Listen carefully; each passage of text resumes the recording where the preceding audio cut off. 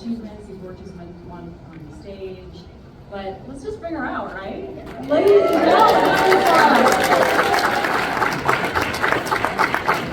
I've been waiting to wear this, and this is definitely the day. This is Loungefly.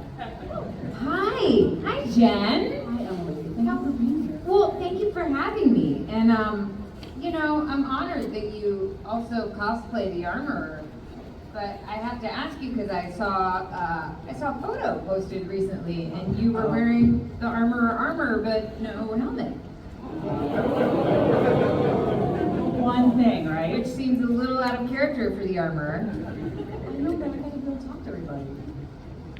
You learn to make it work, okay? It's not always pleasant. Well, you're the professional. I'm just a cosplayer. I love your cosplay though, because you make everything, right? I do. I make everything. She's amazing. Have you guys seen her Instagram? You need to go. She told me I wasn't supposed to talk about her, but I have to. This panel is about you, though. Okay, Thank fine. you. That's how amazing is this cosplayer for the actor who cosplays your cosplay. Just to be on stage. I'm Emily Swallow. I will be cosplaying as the actor who plays the Armorer. Let's get right into you. Okay. You were almost. Oh, yes. Early life. Sorry, I went way back. Yeah. I was a Middle Eastern Studies major in undergrad, and I feel like I'm like shut off from people that are over there. This is a strange, wide room. Hi, everybody. I went to the University of Virginia, and I was a Middle Eastern Studies major, thought I was going to go into the Foreign Service. I interned with the State Department, but all through college, I was sort of splitting my time between my major and my passion that I just didn't know. I didn't know anyone who was an actor. I didn't know like that was a real thing. It didn't seem like a real job. It didn't seem very responsible, and it's not. But I had wonderful teachers in the drama department who saw how much I loved it, and who saw how much time and energy and passion I put into it, and they encouraged me to pursue it. And at that point, I really needed somebody else to tell me, like, yeah, you could do this. Which is still no guarantee, because you can be very, very talented in this business, and just, it's bizarre. So I feel very fortunate that I had that encouragement, and then I went and got an MFA in acting at NYU, and fortunately there have been more doors open for me than closed, so I have stuck with it. That was my first TV job was a soap opera, but my first acting job was a like off Broadway. Oh no, sorry. My first professional acting job, I did Summer Stock, which is professional. I played Rizzo in Grease. I just lost my own train of thought. First acting job, yeah. So I did Shakespeare in the Park in New York City right after I graduated. Yes. And I got that job before I had even graduated, so I was like, oh my gosh, this is gonna be easy. And it's not. It's still not easy.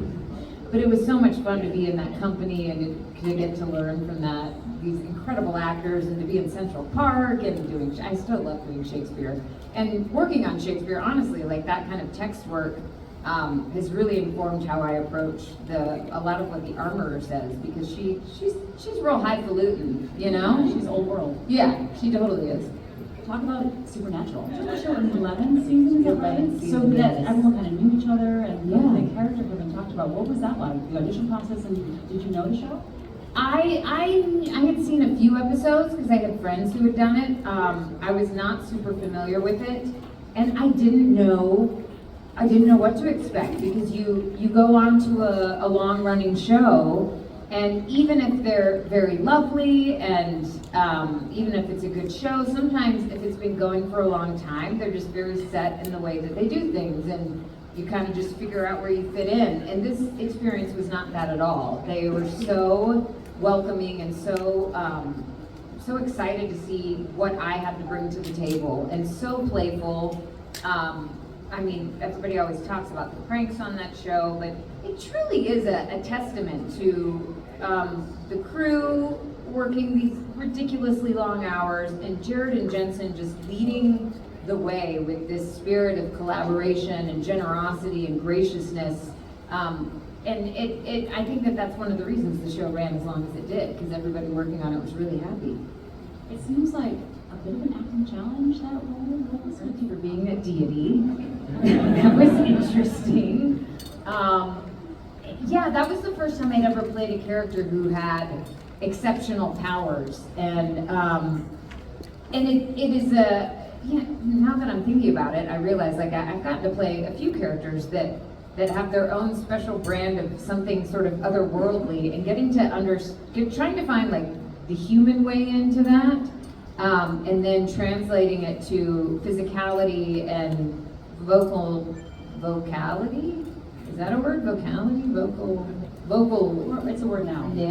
Vocal-y-ish, is such a fun process as an actor. I love finding different pieces and figuring out how they're all woven together.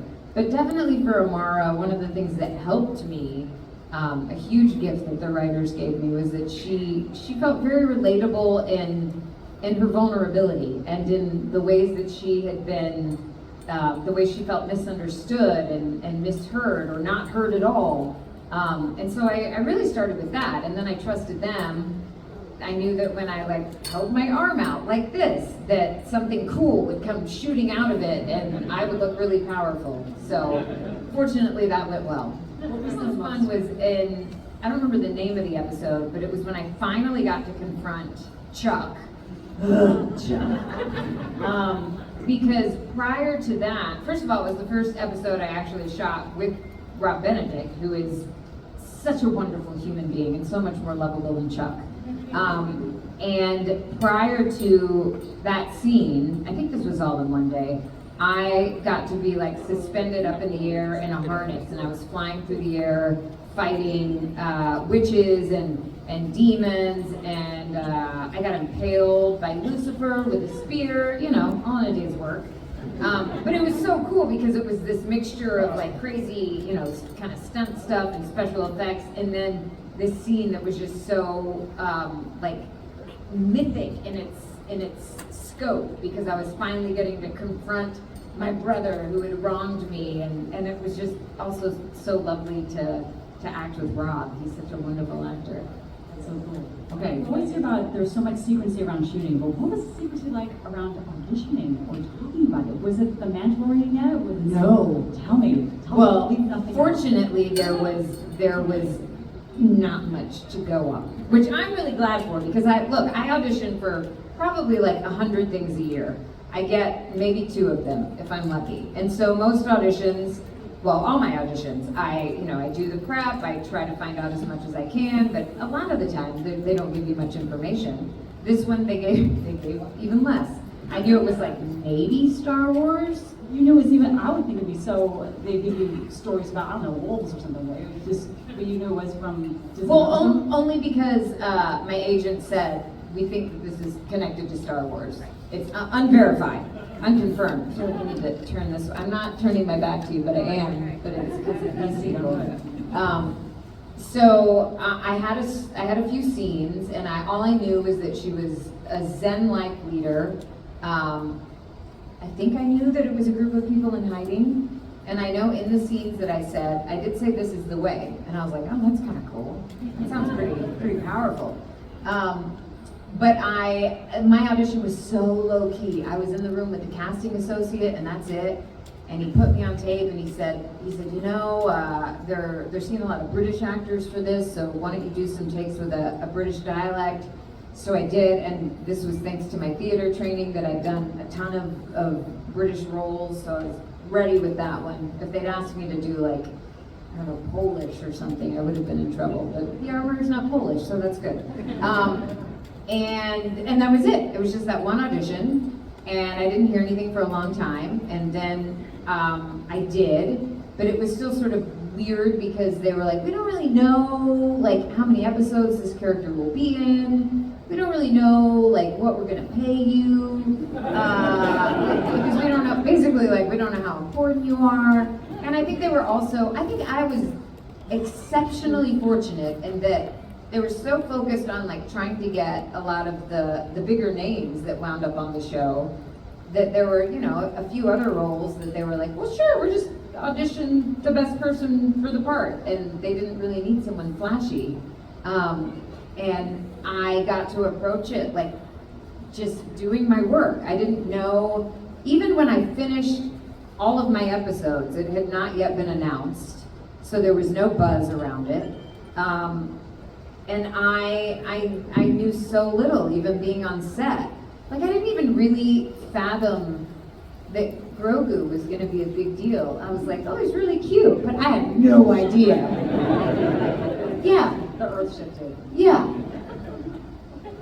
Yeah, you got a big raise after that. I realized how important it is. So, but when you met the part, Disney Plus didn't exist yet. So, Well, yeah, that was the other How thing. you describe as what it was? It was, you know, it was this is going to be another streaming platform, but there too, you don't know, we didn't know if it was going to be popular. This is the first time a live action Star Wars TV show had been attempted, and the fans, as I knew even then, I know even more so now, are very passionate and, you know, get divided about certain things. So we had I am very cautiously optimistic when it comes to most things, but especially my work. Because you just never know, like, even if you're part of something that you think is fantastic and you know it's good people and you know that you're working really hard, you have no idea how it's gonna be received. You saw the part. Did they then told you more? Yes. Okay. What did they Not tell you until, more? well, even the way that it was revealed was so piecemeal, because I think that I saw the costume before I even got to talk to John and Dave. And so I was like going in for these fittings, and they took a cast of my torso. And I was like, wow, this is gonna be a really cool costume, I guess. And they were talking about it and different details of it, and then they realized that I didn't know what they were talking about. And they said, oh, well, would you like to see it? And I said, yeah. And then when I saw a picture of it, it really took my breath away, because she is magnificent. That costume is fire. Yeah, it's fire, truly, because she likes to play with fire. So that was sort of my first clue as to what kind of person she is.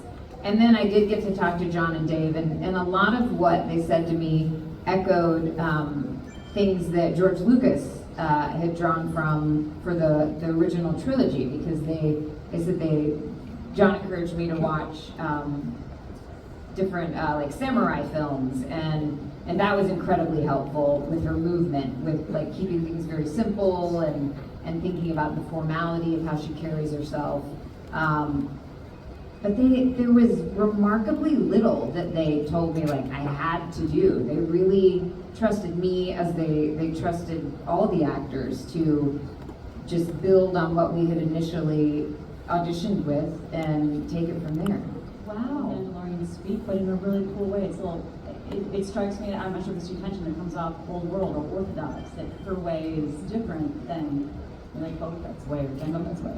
Yeah, that's very true. She's not casual at all with anything that she says, which is fun too, because often on set when I'm like in the full armor, I'll deliver her lines with like a totally different accent, or I'll just make her say something like a Valley Girl or something, and it's weird. But yeah, I think one of the reasons that I love that she hasn't taken off her helmet is because I feel like she represents more than just one person. She represents this way of life and this like value system that's bigger than any one person. And so I like that we don't attach to what she looks like. And I think that definitely comes across in the way that she talks. I think she's very careful in what she says. I love that she's not one to, she can go on a little bit, like in the book of Boba Fett when she was talking about all the songs of eons past and basically like filling in the story. But she is very patient and very trusting that she doesn't need to over-explain herself. And I enjoy that, because I'm not that way. I'm very like, I have a lot of energy, and so whenever I get to be in her space and sort of take that pause and take that moment just collect myself. It's very grounding. It's interesting, it's so clear. In like the very first episode, it tells you what she's about and what the main character is about. Mm-hmm. And is that bringing some ease to the way you can play? Because you know exactly what she has the way, and that is the way. Yeah, it does. I mean, it's hard to think back to like how it came together, because now it just feels so natural. But I was actually really quite nervous when we were first shooting, because I didn't know how it was coming across. And I knew, like, I looked in the mirror and I knew that all the armor looked incredible, but inside it, I did not feel that way. You know what it's like. You know that you can be in a costume and people are like, oh, you look amazing. But you feel uncomfortable and like you can't see in the helmet. And so I'm like, just hoping I don't run into things. And I was very grateful that I had decided that she moved slowly, because that helped. It was a good safety precaution. And so it was just a trip. Like those first episodes, as we were all sort of learning together what the language of movement was for these people. And then also like what plays on camera versus all of my mask work before had been on stage. When you're on stage, the audience can see all of you all the time. So you don't really have to worry about missing a piece of the story. If they're, they might not be looking at you, but they're still taking you in. They're aware that you're there. And when you're on camera, every single movement is magnified. So every little just like tilt of the head was a big deal. So you can't, when you're walking and you can't see down, you can't just look down because it would just be distracting. And now that I've lived with her for a while and I've seen the episodes, I think I can trust that a lot more. So I feel more at ease even when I'm in the whole get up. But at the beginning, it did not feel that way. I just didn't know what it was going to look like. That was my next question. Was that, how big a challenge was it at first? That and trying to remote with no face? Yeah. Especially because I'm a very animated person. Sometimes people will meet me at conventions and they're like, are you, right, you don't really play her, do you? Because I can be kind of wired. But it was truly an exercise in trust. Because I knew enough to know that and Amara sort of informed this. I felt with Amara that the more I tried to look powerful or look like I was like super mighty, you don't buy it. You don't trust it. When someone is over efforting, it gives them less power. And so I knew that stillness was my friend, and I knew that probably minimal movement was better, and trying to be very calculated about when she would move her head, or when she would look at you versus when she was just listening, but not really giving you her full attention. And I just sort of had to trust what my instincts were, and then rely on feedback from Dave and from Deb, who were our directors for the first two episodes. Episodes 1 and 3, but we were shooting those two first. And then I had to watch my castmates and see, what were they doing? What was working for them? But she really has taught me trust, I think more than any other character I've played, because I had to trust that what I was feeling and what I was thinking would come through without me trying too hard. And I also think that trust is one of her core values. I think that she gives people the benefit of the doubt. She trusts people. She's not somebody who pushes other people around to get them to do what she thinks they need to do. She sort of nudges them in the right direction. And then, with Mando, he didn't immediately realize that he needed to go back and save the little green guy. He was ready to go back to being a bounty hunter, but she sort of trusts that people will find their own way if they have just a little nudge in the right direction. And you actually perform the role twice, kind of. You perform on set, Mm-hmm. and then you do the voice performance, I imagine, later. No, there's a microphone in my helmet. Really? Yes, and so we record it as we're shooting the scenes, but then inevitably there's something, the thing about playing a character who wears a helmet is that they can change your lines as much as they want, and you can just re-record it. You don't have to match the lip movement. So there are rewrites that will happen in a lot of those scenes. Do you remember, my question with that, is it always the same on set as it was? No, Can you it's not. Can you share like a big one? In season 1, I am fairly certain, and I've told this story a few times, and I'm always like, I'm pretty sure I did not say the word Jedi when I was first talking about Grogu, when they brought him to me. I talked about Tar Vizsla, and I talked about, an order of people who had exceptional powers or something, but I don't think I used the word Jedi. And I remember I had an ADR session, and I was living in New York, and Dave and John were, I could just hear them, and it was hilarious because John had to keep running in and out because he was doing something. He was finishing up The Lion King. So he's like, running between directing his big fancy movie and like doing ADR on his big fancy TV show because the man is exceptional. And when they told me about that line change and I got to say the word Jedi, I just got chills. It was so exciting. I'm in the body. It wasn't? No, season 1, my little dark dome-shaped forge room was practical. Talk about your first day on set. I mean, Star Wars. Yeah. Right? It was weird. Was it weird? So weird. I mean, I'd never been in a world like this. I'd never shot something like this that's so technical and had so many cool. I got to see the volume, and I remember like walking by that soundstage and kind of peeking in and whatever ship he had at that time. I don't remember what anything's called anymore.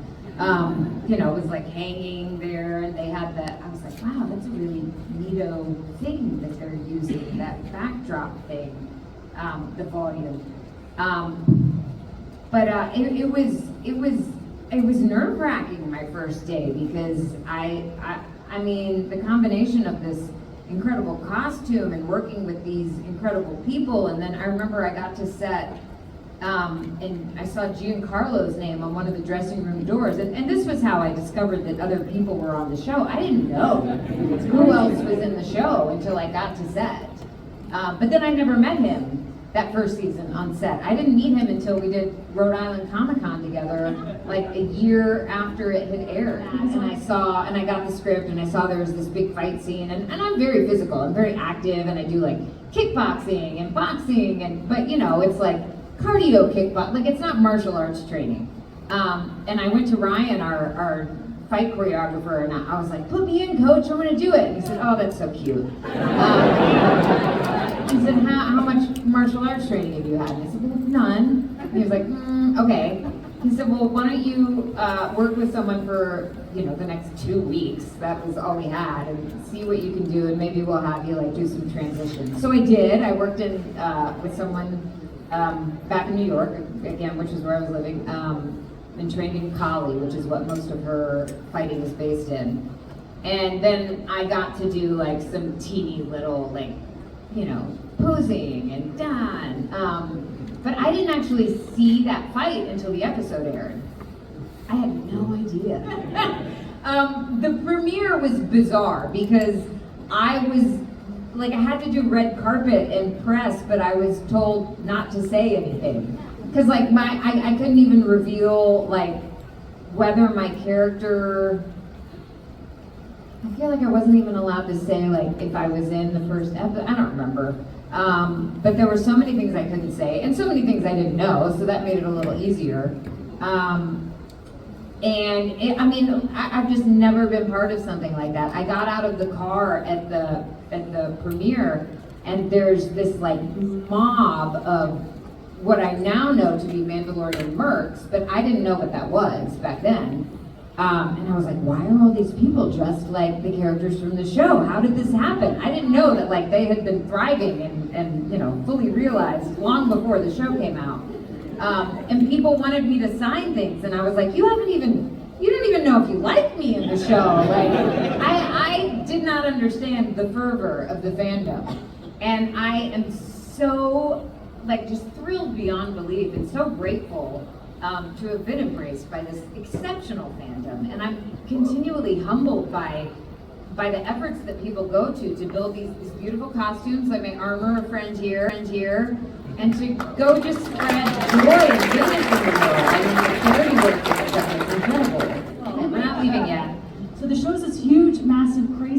Disney Plus is a thing. It launches on the day, and so you said you hadn't even seen an episode. You had shot your scenes. They don't advise you to like an assembly cut or anything. No. So you saw the show. What did you think of the show? Oh my gosh, it was thrilling. And getting to see it in a movie theater on the big screen was so exciting. And I still, like, I will never forget the moment because we got to see the first 3 episodes at the premiere.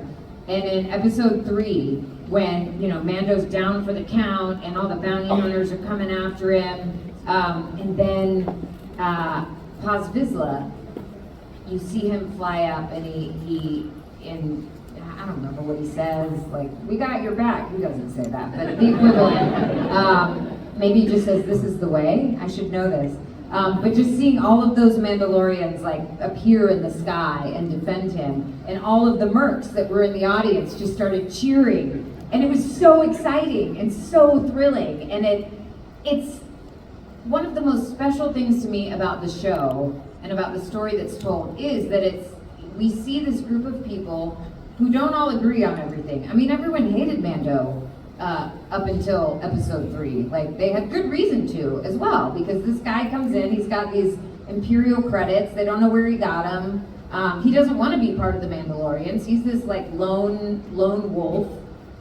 He causes some trouble, but because he is walking the way, according to the armorer, and he's one of them, they decide that they will, in fact, embrace him and that they will risk their lives for him.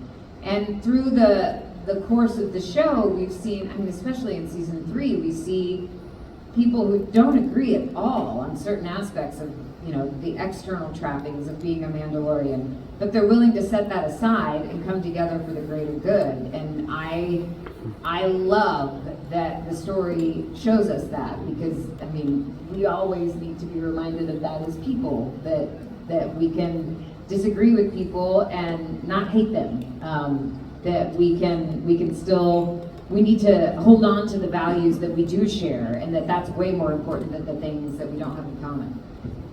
Season 1 is at the same time that season 2 starts to go into production, from what I understand. But I could have that wrong. But Probably. It's hard to remember. But you're not in season 2. I am not in season 2, y'all. That is crazy. And this is how I knew I wasn't going to be in season 2.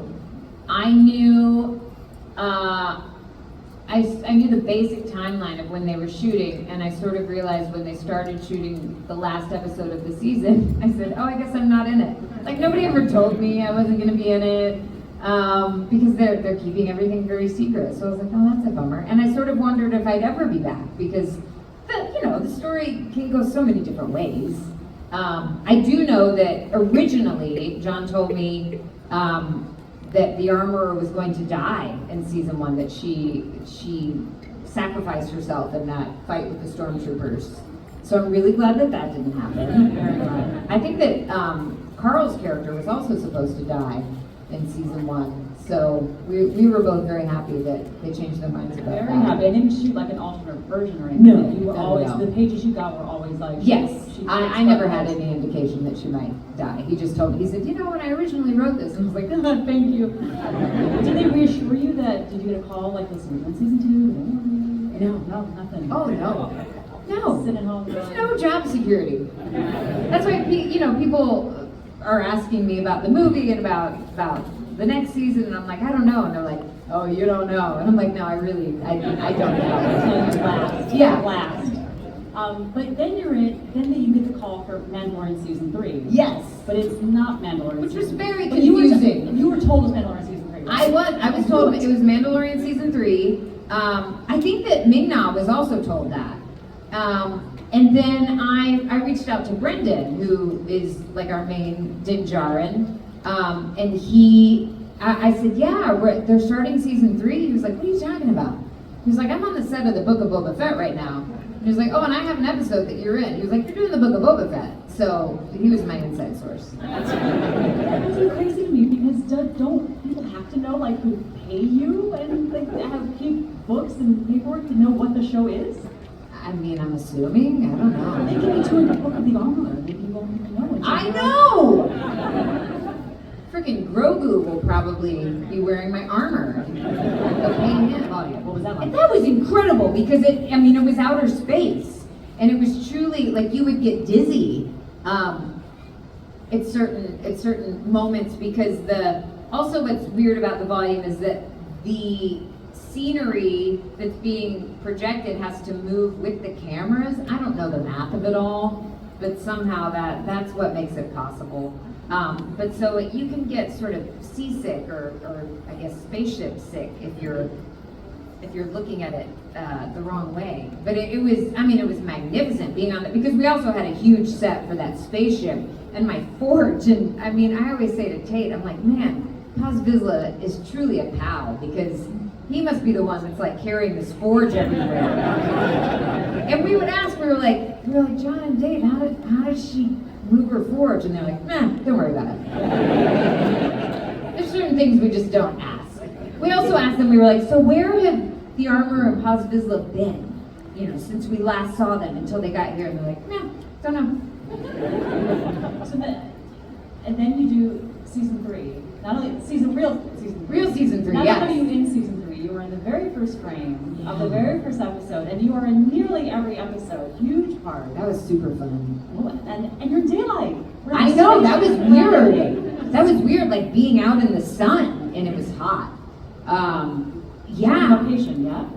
No. That was still in the volume. It was not in the volume, but it was in this dingy little back lot that they brought in a bunch of trucks with sand, and then they built this artificial pond, and then we were surrounded by blue flats so that they could eventually do the CGI. And I remember when I saw that episode, I was like, wow, where was I?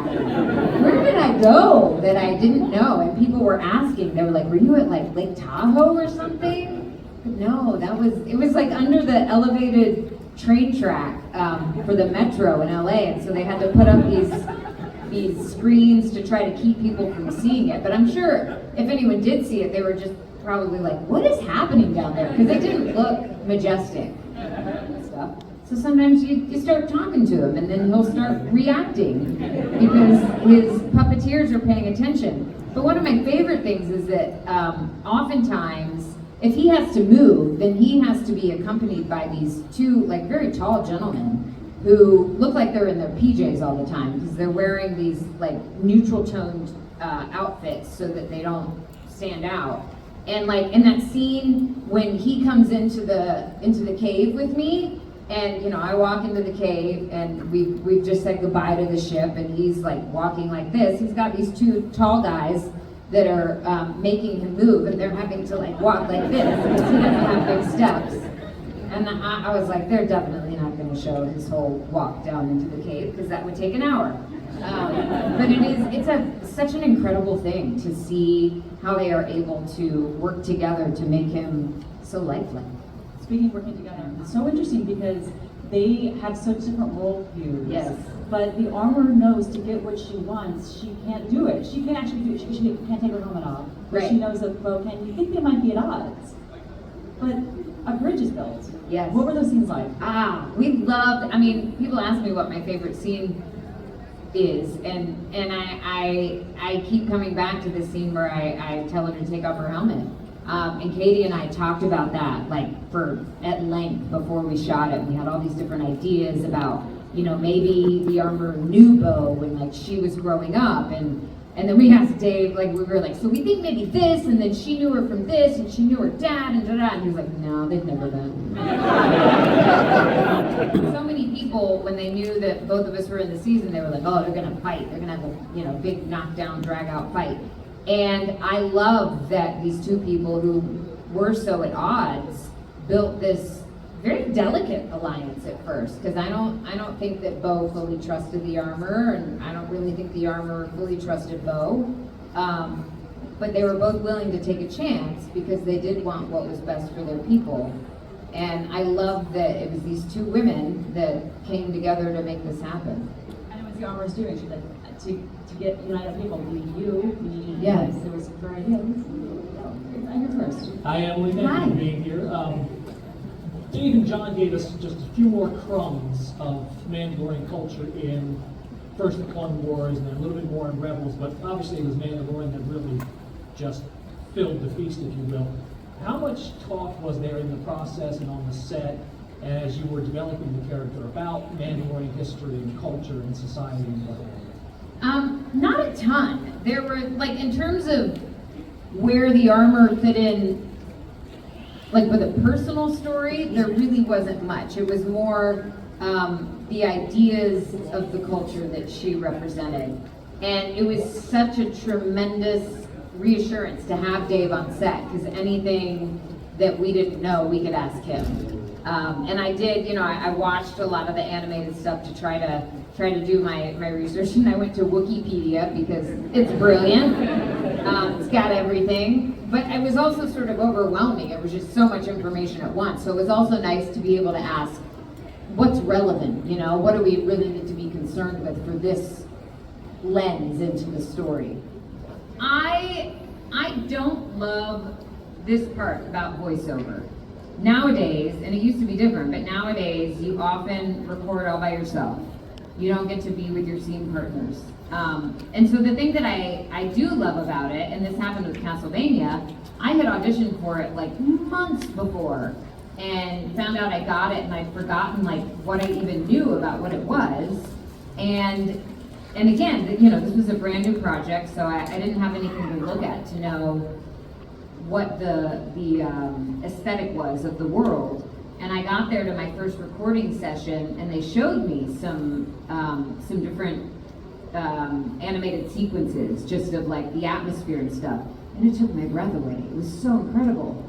And I was excited because I knew Graham, who played Dracula, because we'd done a video game together, but I never got to record with him until the very last episode of the show. But it was so helpful to be able to think about him when I was thinking about Dracula, because Graham is so charismatic and wonderful and lovely. And I love that they did set up, you know, it's a very, very dark show. Have you guys seen Castlevania? It's real dark. But it starts out with this almost like rom-com sequence between Lisa and Dracula, and you see this soft heart inside this character that we know to be pretty evil and destructive. And so you could see why he kind of went that way, because he had something taken away from him that he cared a lot about, and was distraught over that. So I loved seeing the unfolding of it. It's pretty cool to get to voice a character and to not worry at all. I mean, we're talking so much about movement and everything. It's very freeing to like be in a booth, and it doesn't matter how you're moving. You can do whatever you need to do to like get the point across, and you don't have to hit your mark or have continuity or anything. And then to see what the character looks like later, it's a really cool process. So I enjoyed it. Asked you a little bit about this yesterday, but I am curious. So you said yesterday when I was talking to you that you knew Pedro Pascal before you worked with him on Mentalist and Yes. Mandalorian. So what was your reaction when you found out that he was going to be part of Mandalorian? I mean, he's such a, so I first knew Pedro when we were both doing theater in New York. And then I remember I was so relieved when I found out he was going to be on The Mentalist, because he's just such a kind person, and he's so playful and so generous, and I just knew it was going to be wonderful having him as part of the show. And so finding out that he was going to be Din Djarin was I was like, oh, that's really smart, because you have this character whose face you never see, and Pedro is so charismatic, and it definitely comes through. So I mean, I was excited. You don't often get a chance to like work with the same people again, especially in such different worlds. So it was a pretty awesome revelation. Quick question: how heavy was your costume, and especially your helmet? And then I have one simple question after that. Like a questionette. Exactly. Yeah, a little bite size. Yes. It's not that heavy. It is rather cumbersome, but it's not that heavy. It's not as heavy as Mando's. It's not as heavy as, oh man, Paz Vizsla.